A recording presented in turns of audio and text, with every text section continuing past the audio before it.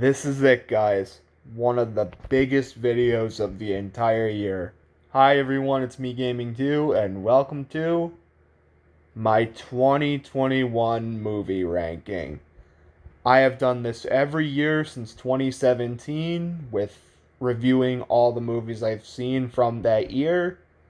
And I'll give you a little bit of a review of what I thought since 2017. Favorite film of that year, War for the Planet of the Apes. Least favorite, The Emoji Movie. Favorite 2018, Spider-Man Into the Spider-Verse. Least favorite 2018 was Ant-Man and the Wasp. Favorite 2019, Avengers Endgame. Least favorite from 2019, the Banana Splits movie. And 2020, favorite was The Way Back, and my least favorite was The Wrong Missy. So, where do things land with 2021? Well, you'll just have to wait and see, won't you? Alright, let's get started. Coming in at number 14, as I've seen 14 films from this year, number 14 is Tom and Jerry. Tom and Jerry is my least favorite film this entire year, and I don't even hate it. This is the third year where my least favorite movie is a movie I don't hate. Just like 2018 and 2019. 2017 and 2020 weren't lucky. They were actually films I hate. But 2021 manages to be the third year where I don't hate my least favorite film. This movie isn't very good. Not much at all, actually. First of all, Tom and Jerry don't get much focus at all in this film. It seems like it's mainly the human characters, and honestly, I can't really remember their names even. That's how forgettable this film was. Now, the scenes with Tom and Jerry saved the hell out of this film. If it wasn't for them, this film probably would have been hot garbage, honestly. But Tom and Jerry and them having some pretty good Tom and Jerry action and slapstick, it feels kind of like Tom and Jerry. Not as good as the classics, but it's good enough. But the human characters in this film, all the scenes with the human characters just, it sucks. I hate to say it, it sucks. And that's really all I gotta say about Tom and Jerry. It's very boring, and if it had more Tom and Jerry action, it would have been a lot better. So, coming in at number 13, we have Mortal Kombat. I remember the action being cool in this film and stuff like that, but to be brutally honest, I barely remember a damn thing about this film. This is probably the most forgettable film of the entire year. I did like all the scenes with Scorpion and Sub-Zero, but really, I don't remember much more at all about this film. It was fun with all the fighting scenes, but really, besides that, I don't remember much. I'm gonna be honest. I don't remember much. And that's why Mortal Kombat is probably the most forgettable film this year. Coming at number 12, we have Willys Wonderland. Okay, listen. In terms of made films this year, this is probably the worst made film of the entire year.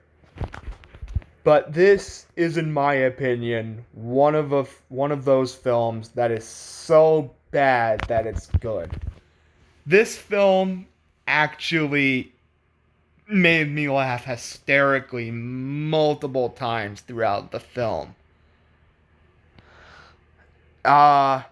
just from the fact that you got a silent Nicolas Cage to all these really, really freaking hilarious looking animatronics killing people in gruesome ways. It just, it reminds me of Five Nights at Freddy's, except maybe even more like bad shit insane. Willys Wonderland is a film that I would watch again just for a good laugh. Don't take this film seriously, because if you're scared of this film, I don't know. Come on, it's not scary. It's funny, it's silly, it's ridiculous. And I can't say that there's much good about this film actually, but because it made me have the feeling of so bad it's good, it's not my least favorite film of the year. And that's why I put Willy's Wonderland at number 12. And honestly, I think this film is better than the Banana Splits movie. Coming in at number 11, we have a very controversial pick, The Mitchells versus the Machines. This film, I watched it actually twice this year. Once last month in November, and once in very early May. The first time I watched it, I loved it. I found it awesome, and I would have put it much higher if it wasn't for my rewatch. The Mitchells versus the Machines, I didn't like it nearly as much as the first time I watched it, which this is my current stance on the film.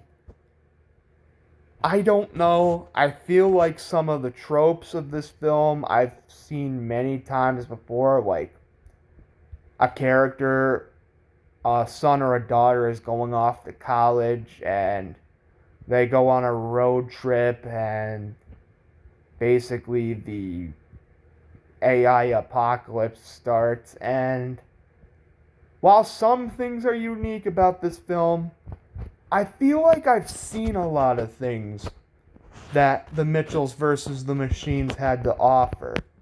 Also, a lot of the humor of this film was very cringeworthy. And it's disappointing because I'm pretty sure the same people who made Cloudy with a Chance of Meatballs made this film. And it was disappointing. I didn't catch a lot of the problems until my second watch, and I can get why a lot of people love this film, but it's just, upon second watch, it wasn't for me. I'm not a huge fan of this film like most people are. It's not a bad film. It's not even not good. It's a pretty good movie, but it's a very familiar movie at that. Coming in at number 10, we have The Green Knight. This is one of two movies I saw in the movie theaters this year. Let me tell you this. This film was brilliantly made. This is probably one of the most, if not the most well-made film of the entire year. Do you want to know why it's number 10? Because this movie is effing confusing as hell. Oh my god.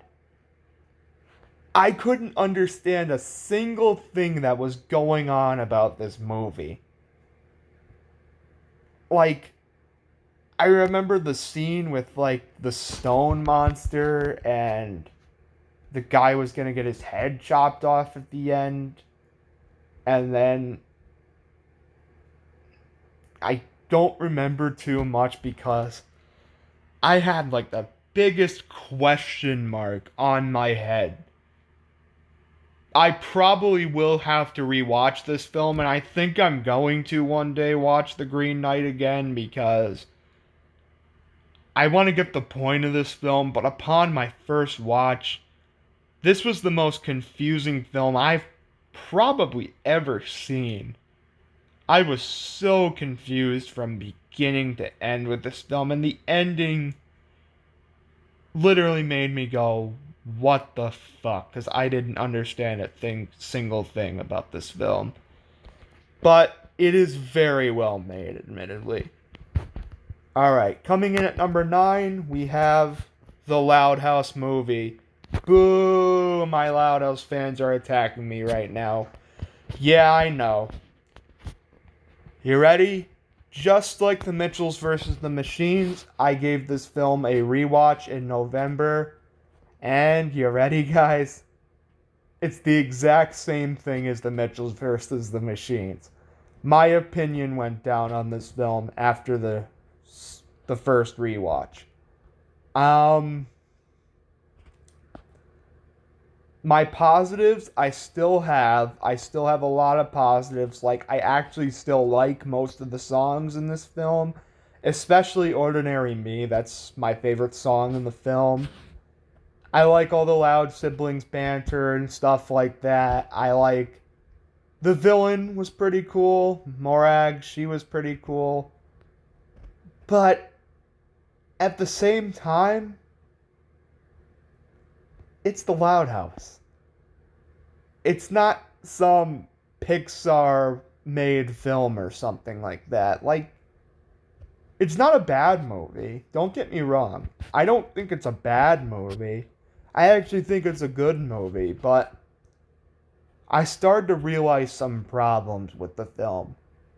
Such as, my main problem, honestly, is just that a lot of the Loud siblings didn't get a lot of focus, and upon my second watch, I really started to realize that this was really Lincoln's movie, and a lot of the Loud siblings got more focus than others.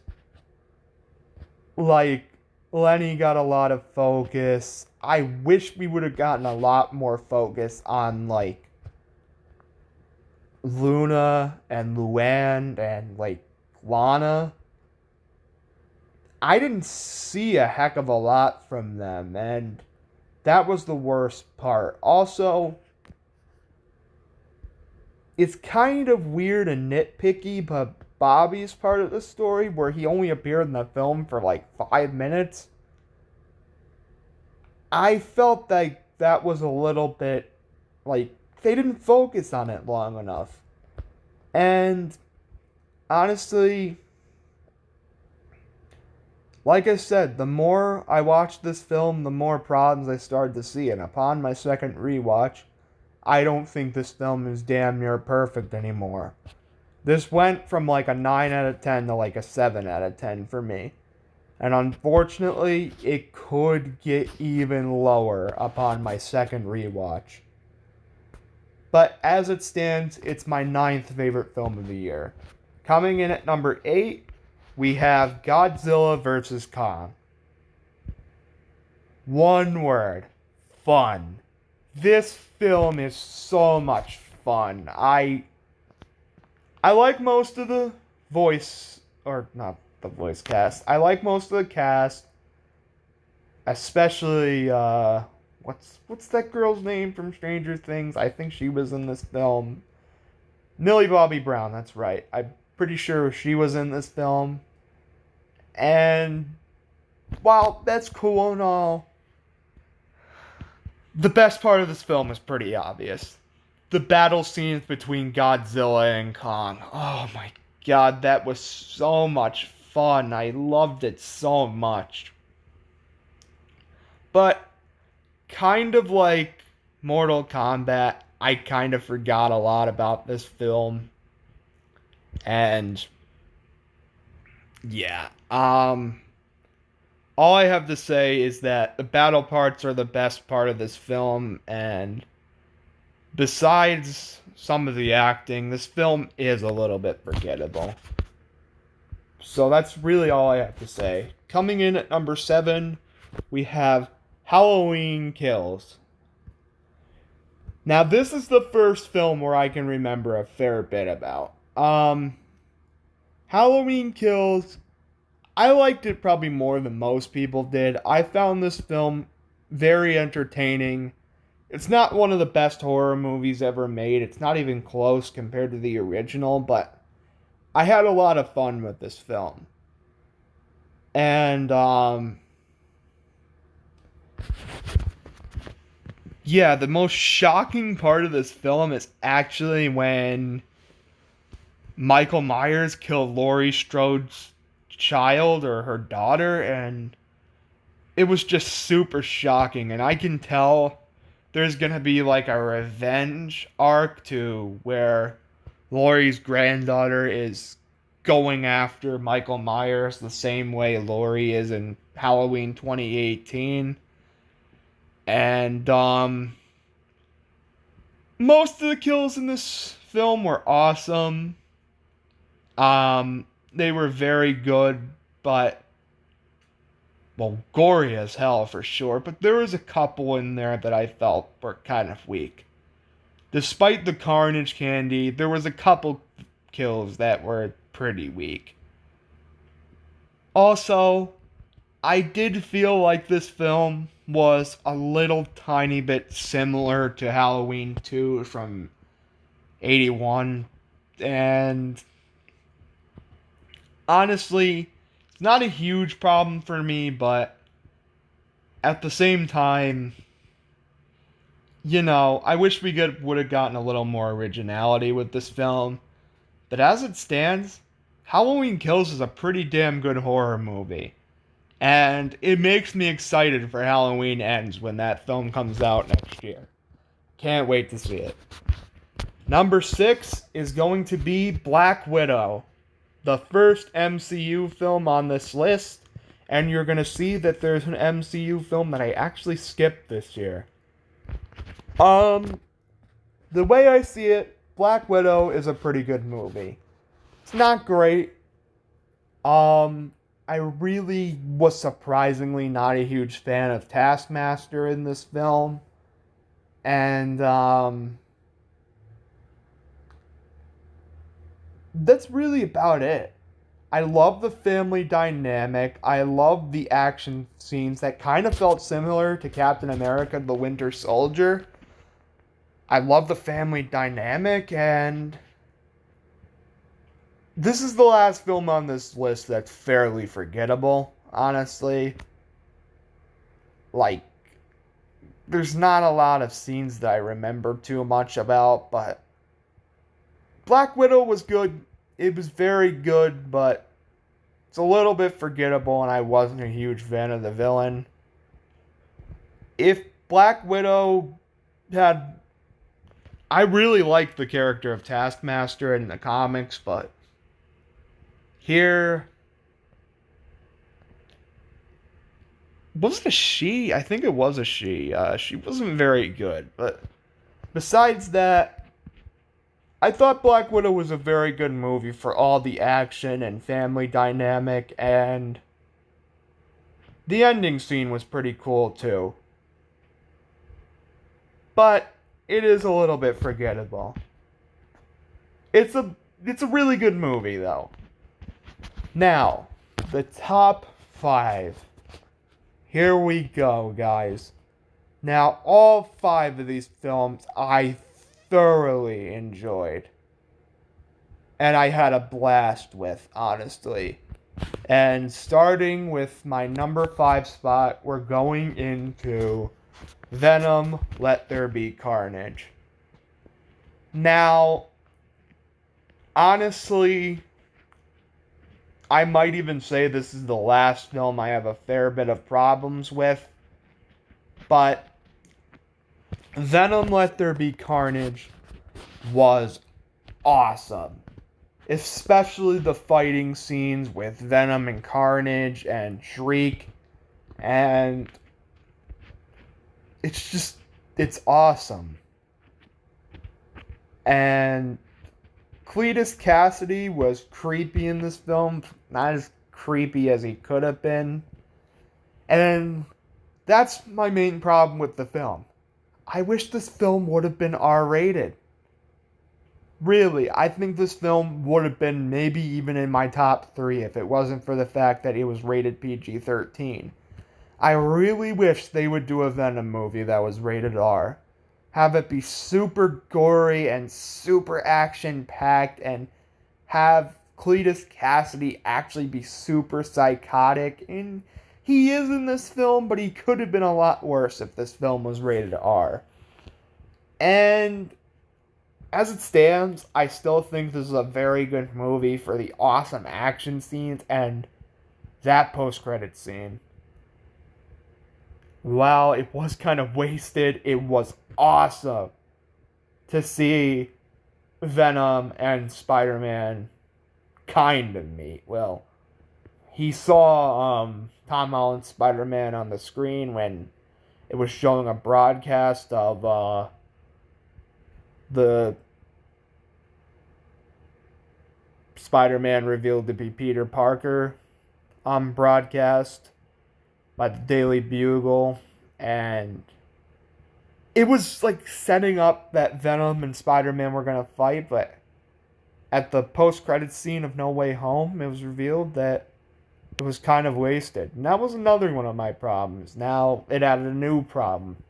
I think this would have been number 4 if it wasn't for the fact that they kind of wasted that. But as it stands, Venom Let There Be Carnage is an awesome movie. Coming in at my number 4, we have The Suicide Squad. James Gunn is an awesome director, especially with the Guardians of the Galaxy films. And seeing a team-up film with all sorts of supervillains directed by James Gunn, that got me excited. Now, while I loved The Suicide Squad from 2016, at first, I realized that the film wasn't very good. I don't think that's going to happen with The Suicide Squad, because I love this film. This is like the first film on this list that I love.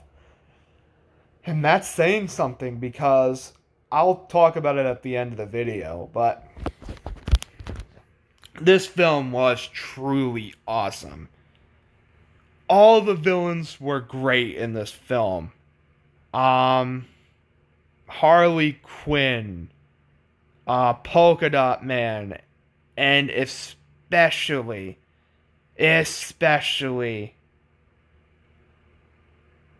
King Shark. Oh my god, he was awesome in this film. And I also like John Cena's Peacemaker. He was awesome. He made a lot of great quips in this film. The action was so great, especially the final battle where they fought a freaking giant starfish. This film is truly, truly awesome. I love this film a lot, and it's got a couple of jokes that I would say made me cringe, but besides that, there's not a heck of a lot of problems I have with this film. I love it. Alright, coming in at my number 3, we have Shang-Chi and the Legend of the Ten Rings, the second MCU film on this list. I think you can tell by now which film I skipped from the MCU this year. Shang-Chi and the Legend of the Ten Rings is truly awesome. I wasn't really anticipating this movie much at all until I saw the reviews saying it was an awesome MCU film. And then when this film came out on Disney Plus, I finally watched it, and yeah, this is a pretty freaking awesome movie.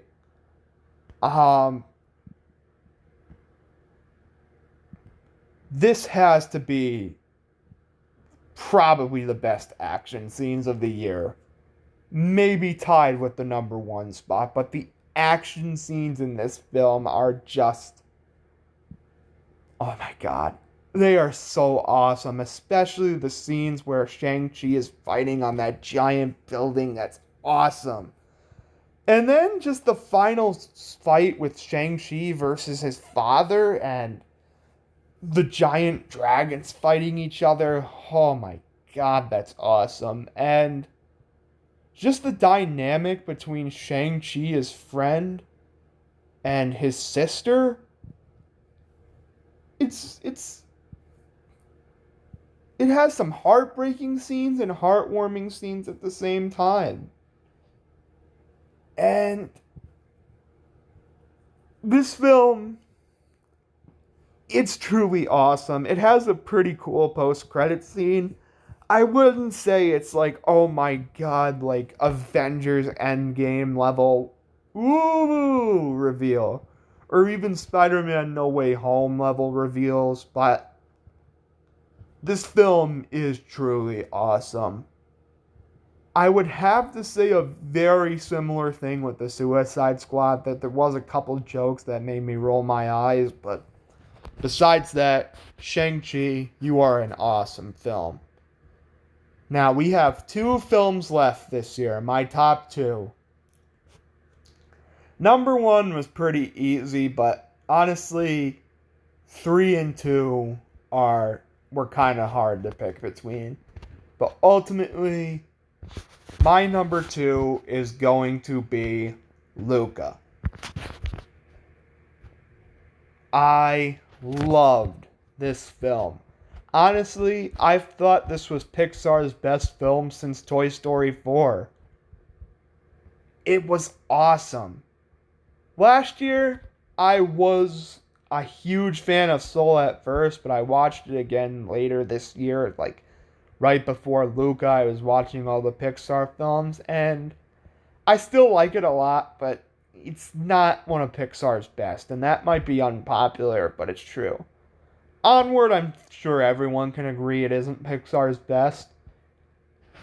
This is probably, if not my top 10, it's like my top 13 favorite Pixar films of all time. I would say it's on the top half of the list. This film is just so fucking charming, it's not even funny. Like, all the character interactions between the kids are just so charming, and Alberto and Luca's friendship is just awesome, and the scene where it's revealed that he reveals to, I forget what the girl's name is, but the scene where Alberto basically reveals himself to be a sea creature to the girl, Luca basically stabs him in the back and says, "Sea monster!" And that's like my only gripe with the film, is that Luca was kind of a prick towards the end of this film when that happened, but it more than makes up for it, as it's revealed at the end that Luca's going to be going to school, but it would mean that him and Alberto were going to have to split up for a little while. And it was a pretty emotional scene at the end. I won't lie. This film is just, it's impossible not to make you at least happy. This film is such a heart warmer and so charming. I love this film. Luca is my number 2.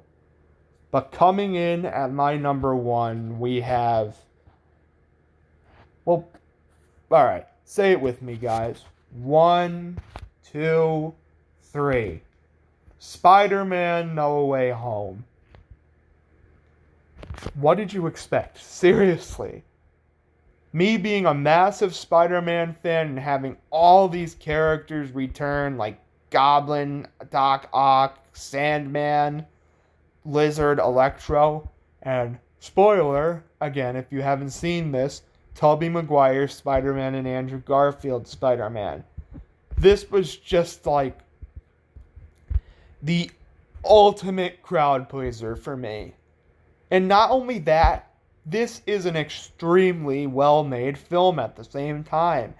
It has very emotional scenes, such as when Aunt May dies and Peter reverts everything to make everyone forget about Peter Parker. It's emotional. And when Andrew Garfield saves MJ, it kind of makes up for him not saving Gwen in The Amazing Spider-Man 2. But the action scenes where Tom Holland's Peter Parker is fighting like Doc Ock and the Sandman and Electro is awesome, but come on. That ending fight when they fight all the villains and try to cure them, it's awesome. And I was on the edge of my seat when Tom Holland's Spider-Man was literally about to kill the Green Goblin. But then Tobey Maguire's Spider-Man stopped him. That was just an awesome scene. I'm not going to say too much because I don't want to spoil this film, but it's pretty easy that Spider-Man No Way Home is my favorite film of 2021. Guys, we did it. We've gotten through another year of film rankings this year for 2021. Hopefully 2022 will have awesome films as, in my opinion, this year overall was better than 2020, but not by as much as I wanted it to be.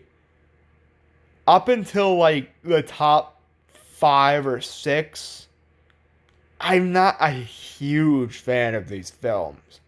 They have a fair amount of problems, but once we got to like the top 5 films, I thoroughly enjoy them, especially the top 4. The top 4 films, I'm pretty sure, are going to remain my top 4 favorite films of this year. But honestly, these films could pretty easily change beyond that point or before that point. And yeah, I hate to say it, but 2021 is not as good of a year for films as like 2018 or 2019, in my opinion. But I still thoroughly enjoyed this year's films, a lot of them. So, what about 2022? Well, you'll have to wait until next December for my ranking of the 2022 films, and I'm actually going to do it this year as January 1st, 2022. I'm going to be doing my top 10 most anticipated films for 2022. That's it for this year, guys. Gaming Do here. See you later. Bye.